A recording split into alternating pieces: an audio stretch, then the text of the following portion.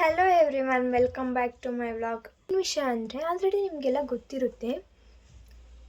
ಅಂದರೆ almost 50-50 clarity ಇರಲ್ಲ ನಿಮಗೆ ಏನಂತ ಈ ವಿಡಿಯೋ. ಸೊ ಕ್ಲಾರಿಟಿಯಾಗಿ ಹೇಳ್ತೀನಿ. ಏನಪ್ಪ ಅಂದರೆ ನನ್ನ ಕಿವಿ ನೋಡಿ ಒಂದ್ಸಲ. ಇದು ಬೇವಿನ ಕಡ್ಡಿ. ನಿನ್ನೆ ಲೈವಲ್ಲಿ ಬಂದಿರೋರಿಗೆ ಗೊತ್ತಿರುತ್ತೆ ಆಲ್ಮೋಸ್ಟು ನನ್ನ ಕಿವಿ ಏನಾಗಿದೆ ಅಂತ. ಒಂದು ಕೀನಾಕೋಟ್ ಅಂತ. ಯಾಕೆ ಹೀಗಾಗುತ್ತೋ ನನಗಂತೂ ಸೀರಿಯಸ್ಲಿ ಗೊತ್ತಿಲ್ಲ. ಬಟ್ ಹುಷಾರಾಗಿರಬೇಕು. ಏನಾರಾಗಲಿ, ಏನಿಷ್ಟು ಚಿಕ್ಕದಾಗಲಿ ಅದನ್ನು ತೋರಿಸ್ಕೊಳ್ಳಿ ಫಸ್ಟು ಯಾಕೆ ಅಂತ.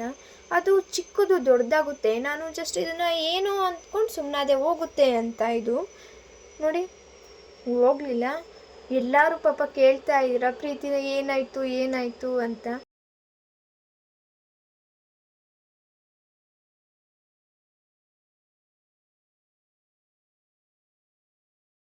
ನಾನು ಆಲ್ರೆಡಿ ನಿಮಗೆ ಹೇಳಿದ್ದೀನಿ ನಾನು ಎಲ್ಲಿ ಹೋಗ್ತಾ ಇದ್ದೀನಿ ಅಂತ.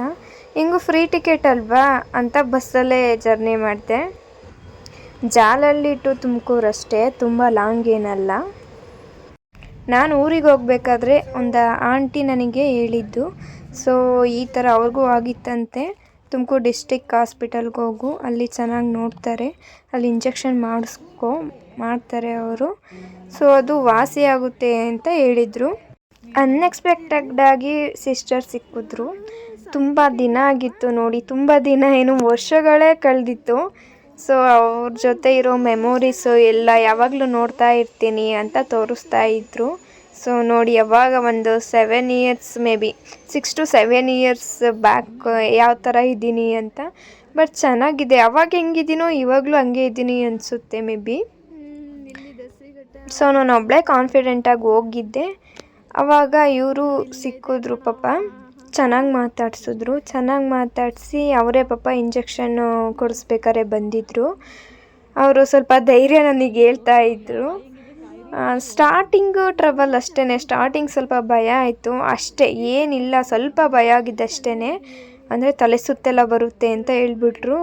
ಅಂದರೆ ಅವ್ರಿಗೇನಾದರೂ ಕಾಯಿಲೆ ಏನಾದರೂ ಇದ್ದರೆ ಈ ಥರ ಆಗುತ್ತೆ ಅಂತ. ಬಟ್ ನನಗೆ ಆ ಥರ ಏನಿರಲಿಲ್ವಲ್ಲ. ನಾನು ಹೆಂಗಿದ್ನೋ ಹಂಗೆ ಇದ್ದೆ. ಇಂಜೆಕ್ಷನ್ ಮಾಡಿದ್ರು ಏನೂ ನೋವಾಗಲಿಲ್ಲ. ಬಟ್ ಒಂದು ಇಷ್ಟು ಅಲ್ಲಿ ತೂತ ಮಾಡಿ ಎಷ್ಟು ಸಲ ಕೊಡ್ತಾರೋ ಲೆಕ್ಕನೇ ಇಲ್ಲ.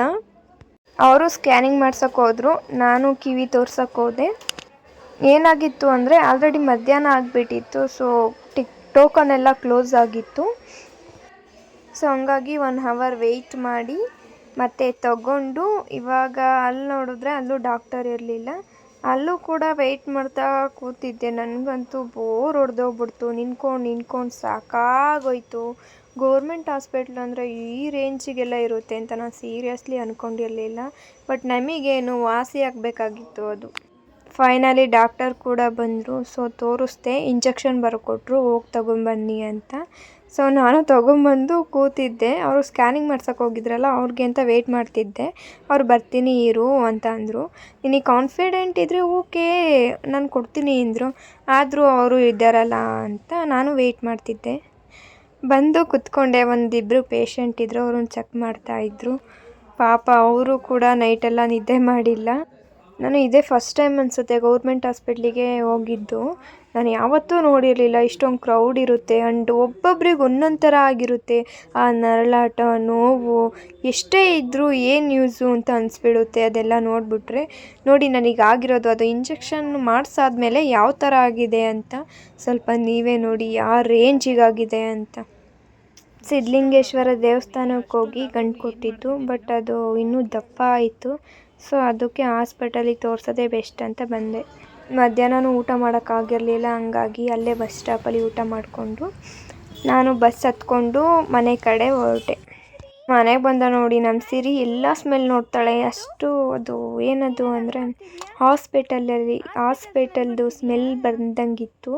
ಸೊ ಅದಕ್ಕೆ ನೋಡಿ ಎಲ್ಲ ಕಡೆ ಸ್ಮೆಲ್ ನೋಡ್ತಾ ಇದ್ಲು. ಏನು ಚಿನ್ನು ಹಾಯ್ ಚಿನ್ನು. ಮೂಗಿಗೆಲ್ಲ ಕೂದಲು ಇಟ್ಕೊಂಡು ಅಕ್ಕ. ಅವಳಿಗೂ ಕ್ಯಾಪ್ಸಲ್ ತೊಗೊಂಬಂದಿದ್ದೆ. ಅದು ಪೆಡಿಗ್ರಿ ಇರುತ್ತಲ್ಲ, ಅದ್ರೊಳಗೆ ಹಾಕ್ಬಿಟ್ಟು ತಿನ್ನಿಸ್ಬೇಕು. ಫಸ್ಟ್ ಅವಳು ತಿಂತಲೇ ಇರಲಿಲ್ಲ. ಆಮೇಲೆ ಸ್ವಲ್ಪ ರುಚಿ ಕಾಣಿಸಿ ತಿನ್ನಿಸ್ತಾ ಇದ್ದೀನಿ. ಸೊ ನಾವಂತೂ ನಮ್ಮ ಮನೇಲಿ ಇವಳನ್ನ ಮಗು ಥರ ನೋಡ್ಕೊತೀವಿ. ಲೈಕ್ ಕಿವಿ ಏನೋ ಆಗಿದೆ ಅಂದ್ಕೊಂಡಿರ್ತೀರ, ಏನಾಗಿದೆ ಅಂತ ಗೊತ್ತಿರಲ್ಲ. ಸೊ ನೋಡಿ, ನಾನು ಬೇವಿನ ಕಡ್ಡಿ ಓಲ್ ಇರುತ್ತಲ್ಲ, ಓಲ್ ಮುಚ್ಕೊಂಡ್ಬಿಡುತ್ತೆ ಅಂತ ನಾನು ಬೇವಿನ ಕಡ್ಡಿ ಇಟ್ಕೊಂಡೆ. ಇದೇನು ಕಾಣಿಸ್ತಿದೆಯೋ ನೋಡಿ, ಸಂಪೂರ್ಣ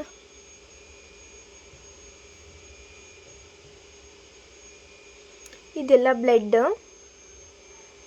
ಸೊ ಈ ಕಿವಿ ಪಾರ್ಟು ಇಲ್ಲಿದೆಯಲ್ಲ, ಇಷ್ಟೂ ಕ್ಲೀನಾಗಿ ಇಟ್ಕೊಬೇಕು. ಸೊ ಡೆಟಾಲ್ ತಗೊಂಡೆ. ಡೆಟಾಲ್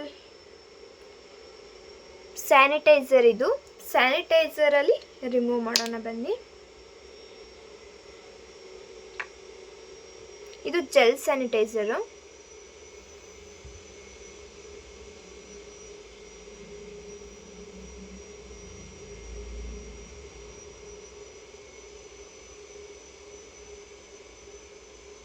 ಅದು ಪೇಯ್ನ್ ಇದೆ, ಅದು ಬ್ಲಡ್ ಹೋಗ್ತಾ ಇಲ್ಲ.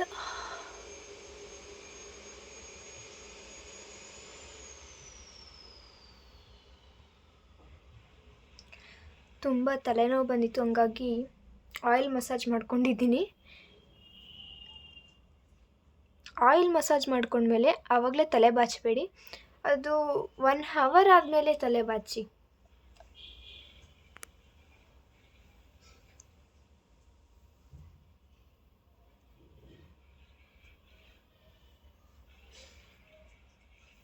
ಸೊ ಇದನ್ನು ಯಾವಾಗಲೂ ಮುಟ್ಕೊಳ್ಳೋಕೆ ಹೋಗಬಾರ್ದು.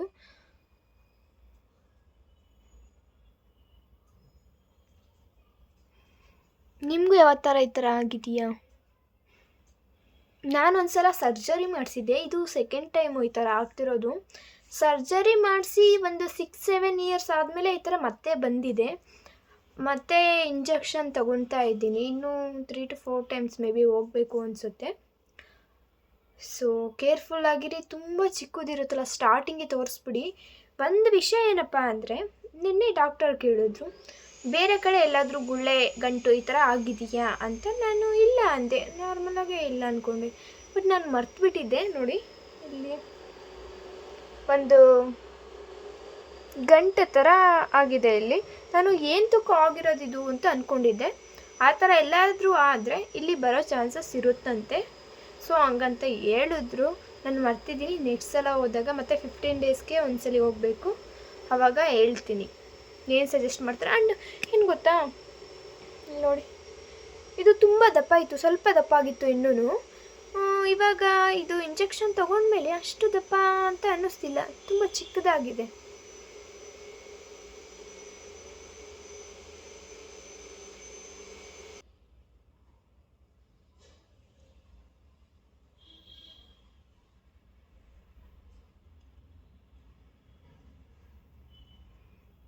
ನೋಡಿ ಬರ್ತಾ ಇದೆ ಸ್ವಲ್ಪ, ಅದು ಅಂಟ್ಕೊಂಡ್ಬಿಟ್ಟಿದೆ, ಹಂಗಾಗಿ ಬರ್ತಾ ಇಲ್ಲ. ಇಲ್ಲೇನು ಕಾಣ್ತಾ ಇದೆಯೋ ತೂತ ಥರ ಕಾಣ್ತಿದ್ಯಾ? ಇರಿ ನೋಡಿ, ಇಲ್ಲಿ ಸ್ಮಾಲ್ ಎಲ್ಲ ತೂತ ಇದೆಯಲ್ಲ, ಅದೆಲ್ಲ ಇಂಜೆಕ್ಷನ್ ಮಾಡಿರೋದು. ಒಂದು ಇಂಜೆಕ್ಷನ್ ನಿಮಗೆ ಕೊಡ್ತಾರೆ ಅಂತಲ್ಲ, ಆ ಒಂದು ಇಂಜೆಕ್ಷನಲ್ಲೇ ತೂತ ಮಾಡಿ ಅಂದರೆ ಇಲ್ಲಿಗೊಂದ್ಸಲ ಫುಲ್ಲು ಎಲ್ಲೆಲ್ಲಾಗಿದೆಯೋ ಗಂಟು ಅಲ್ಲೆಲ್ಲ ಸ್ವಲ್ಪನೇ ಕೊಡ್ತಾರೆ. ಒಂದು may be 10 times may be ಆಗಿರಬೇಕು.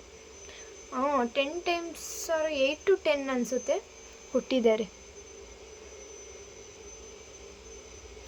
ಇದು ತುಂಬ ರೇರ್ ಬರೋದು.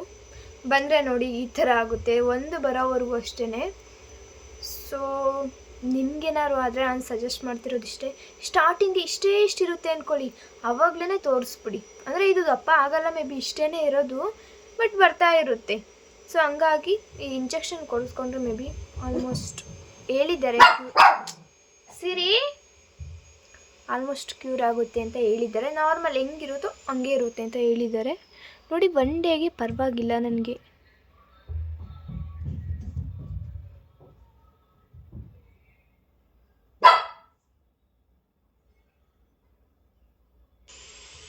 ನಿನ್ನೆ ತುಂಬ ದಪ್ಪಾಗಿದ್ದು ಹೆಂಗೆ ಕಾಣ್ತಾ ಇತ್ತು ಗೊತ್ತಾ ಗೈಸ್. ಇವಾಗ ಒಂಚೂರು ಪರವಾಗಿಲ್ಲ. ಸೊ ಡ್ರಾ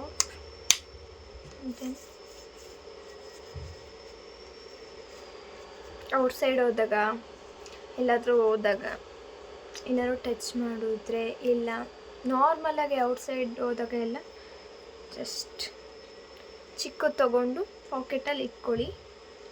ಸ್ಯಾನಿಟೈಸ್ ಮಾಡ್ತಾ ಇರಬೇಕು. ನನಗೆ ತುಂಬ ಇಷ್ಟ ಸ್ಯಾನಿಟೈಸರ್ ಅಂದರೆ. ಕುಡಿದ್ಬಿಡೋಣ ಅನಿಸುತ್ತೆ.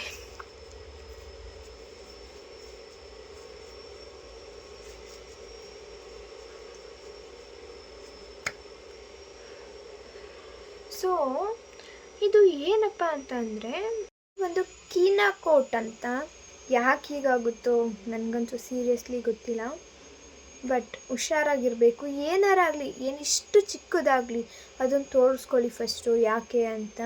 ಅದು ಚಿಕ್ಕದು ದೊಡ್ಡದಾಗುತ್ತೆ. ನಾನು ಜಸ್ಟ್ ಇದನ್ನು ಏನೋ ಅಂದ್ಕೊಂಡು ಸುಮ್ಮನಾದೆ, ಹೋಗುತ್ತೆ ಅಂತ. ಇದು ನೋಡಿ ಹೋಗಲಿಲ್ಲ.